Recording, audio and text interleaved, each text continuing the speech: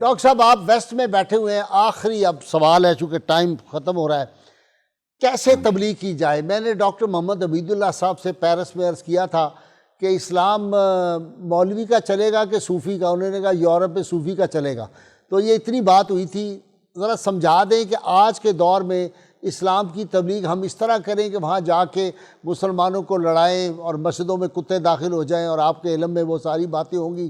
اور جا کے میں نے ایک ملا سے پوچھا جو یورپ سے آیا تھا، اس نے کہا اپنے لوگوں کو بدھو بنایا۔ آپ سمجھ رہے ہوں گے بدھو کے وزن پہ پنجابی کا لفظ انہوں نے یوز کیا جو میں نہیں یوز کر رہا، لوگوں کو اپنے مسلک کے لوگوں کو بدھو بنایا، دوسروں کو گالی دی، فلاں فلاں مسلک کے مال کمایا اور گھر آ گئے، اور یہ ہوتا ہے۔ درست ہے، میں کہوں گا صرف مغرب میں نہیں، پاکستان میں بھی یہی پوزیشن ہے، مشرق ہو یا مغرب، ویسٹرن ورلڈ، نارتھ امریکہ ہو، انگلینڈ ہو، یورپ ہو، آسٹریلیا ہو، جاپان ہو، یا پاکستان، انڈیا، بنگلہ دیش، دنیا کا کوئی خطہ عرب و عجم کا ہو، اسلام ایک ہی طریقے سے چلے گا، ایک ہی طریقے سے پھیلایا جائے گا تو قبولیت ہوگی، پذیرائی ہوگی، برکت ہوگی، فیض ہوگا، نسلوں میں نور پہنچے گا۔ اور وہ جو ملاؤں کا طریقہ دنگے فساد کا، فتویٰ بازی کا، تفرقہ کا، انتشار کا، جہالت کا، یہ نہیں چلے گا۔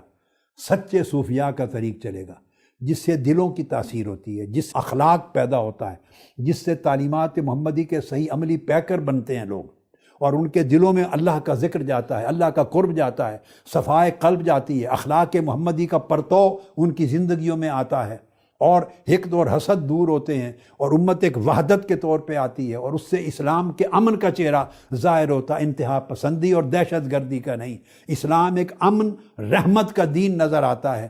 علماء اور دین کے نمائندگان اخلاق کا پیکر نظر آتے ہیں، تواضع کا، انکساری کا، وحدت کا، محبت کا۔ یہ دین چلے گا، اسی سے خیر ہوگی۔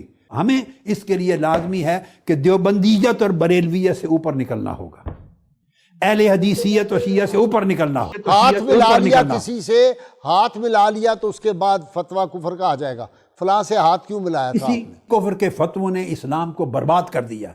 پہلے لوگ کافروں کو اسلام میں داخل کرتے تھے، یہ ان کا کمال تھا۔ حضور خواجہ اجمیر نے ہزاروں لاکھوں لوگوں کو اپنی سیرت و کردار کے فیض سے اسلام میں داخل کیا۔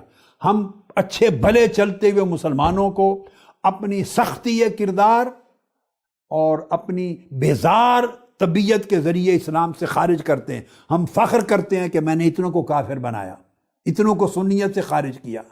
اس لیے دوسرا آپ کو اسلام سے خارج کر کے ایک گھر کسی کو مشرک بنانے پہ تلا ہے، ایک دوسرے کو خارج از اسلام کرنے پہ تلا ہے، خدا را اس سے نکلے۔